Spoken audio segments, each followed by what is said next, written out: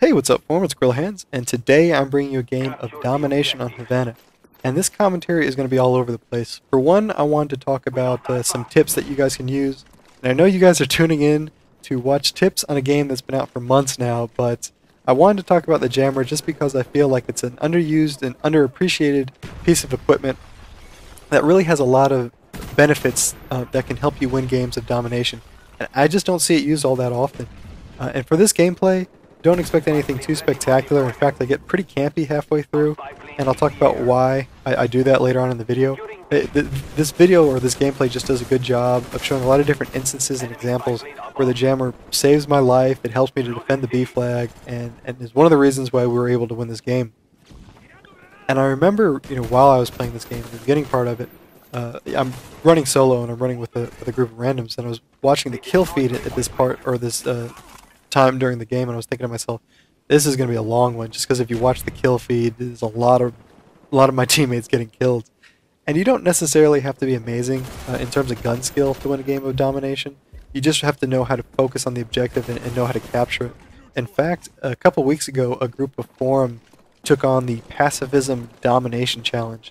If you don't know what that is, that's winning a game of domination without a single kill. And they actually did that in their second try.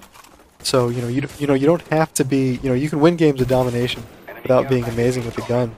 But when I was playing this game and I was watching the kill feed, I was thinking to myself, oh man, we're gonna get spawn trapped here shortly, and it's gonna be pretty difficult to come back and win. But things turn around and turn in our favor, and you'll see that as the game goes on. But before I even talk about the jammer and its benefits, I wanted to talk about the map packs that are going to be released. I believe it's this Tuesday, May 3rd. A couple days ago, Treyarch released a teaser trailer of all the multiplayer maps and how they play, and the different styles that you can use on them, how some maps are meant for sniping, some maps are kind of more close quarters combat. I think by and large, they said there's going to be a lot more sniping in this map pack than previous map packs, or at least there's more focus on utilizing sniping. And real quickly before I talk about the map pack, I told you I was going to go all over the place. This is the reason why I do not like triple capping when I'm playing by myself in these situations. Because the enemy team triple caps, they spread out the spawn so they don't know where we're spawning, and they don't do a good job of defending all of the flags. And that guy is completely oblivious, and I don't know why he didn't kill me. But it gives me a chance to sneak in and capture B, and on this map, B is pivotal. If you get a team that comes in and captures B and kind of sets up a defensive perimeter around it, it's almost impossible to retake it. So after I take B, I make it a point to never leave its sight line. I don't mind losing A or C just because they're pretty easy to recapture. They're kind of in the back portions of the map, so it's not hard to capture it by yourself. But B can just be absolutely, it's very, very difficult to recapture. So I made it a point to stay within close proximity of that flag the entire course of the map after we recaptured it. Okay, so back to what I was talking before. So I wasn't too impressed or too interested with the map packs, to be honest with you, at least the multiplayer maps, just because they seem to have the same color scheme that all the Black Ops maps have. They're very gray and bland. So I was hoping with this next map pack they'd move in a different direction. They'd use kind of the color scheme or the visuals that you see for maps like Nuketown and Stadium. Maybe not the same level design, but at least, brighter visuals, so not too crazy about their color choices.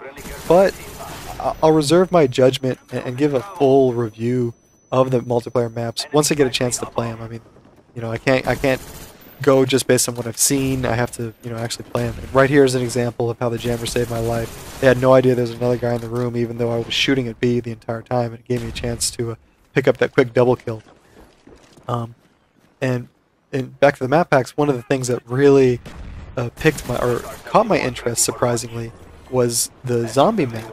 And there was a trailer released yesterday called Call of the Dead, and normally I'm not a big fan of zombie maps, to be honest with you. I like playing them, but I'll normally play a map once or twice, and then I'll never play it again. But they seem to be taking an entirely different direction with the zombie maps. They're using, or at least the trailer was using kind of a Grindhouse theme. I think they even used the same announcer that did the Grindhouse movies. And you'll see it, the burn-ins on the trailer, and it just looks like old footage. And the level, I think they're leveraging that from the Arctic Circle level with the I guess the Arctic freighter that was caught in the ice. I think it's the level after the one in which Reznov goes in and tries to capture the Nazi scientist Steiner. So it's the largest level for zombies that they've ever done. And on top of that, it's a completely different cast. So the cast that's kind of been known throughout the Call of Duty Zombie series has been taken out.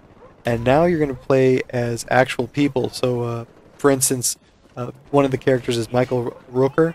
You may know him from movies like Slither, and a personal favorite of mine is the Walking Dead TV series on AMC. And if you're a fan of zombies in the slightest, I suggest you check that out. It's really well done. It's based on a graphic novel of the same name, which is one of my personal favorite graphic novels. So check it out if you're a fan of zombies.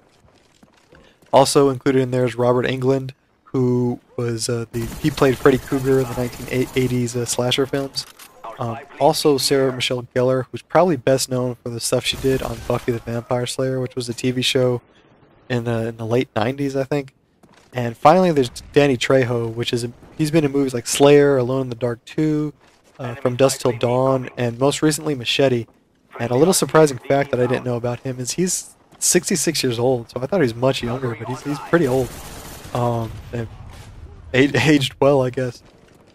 But all the characters that are playing the zombie maps have some association with the horror genre, so they're good picks when in this new map pack for zombies. And they're such an odd mix of characters. They have a lot of potential to make for some pretty funny banter, and it could make the gameplay experience a lot more funny and interesting. And the other thing I noticed, if you watch the animations, is Danny Trejo's character has dual wielding machetes, and he's flinging them around, cutting off zombies' heads and stabbing them into people. And you also see Sarah Michelle Gellar at one point do a karate kick into a zombie.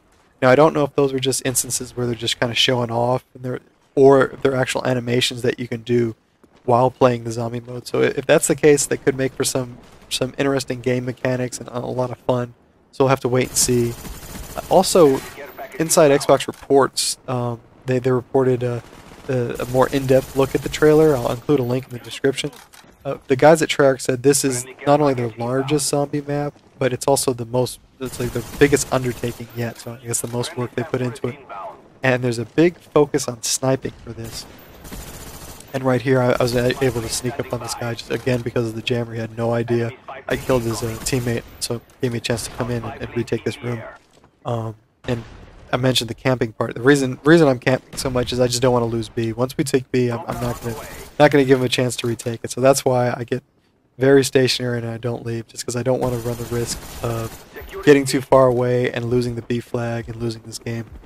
But the couple of things about the zombie maps, they look like they're going to put more focus on sniping, just because it's a much larger map. And one of the ways that it's going to be easy to traverse the map and get in positions that allow you to snipe, they're bringing in the zip lines that were made really popular in maps that was brought in on the multiplayer map Kowloon. And the difference in the zipline here is, one, it's a much larger distance, and also you can shoot while you're on the zipline, and the zombies can follow you as well. So that could make for some interesting situations. And also, there's a catapult they call it the Flinger, and you can use that to escape situations where you might be overrun by zombies.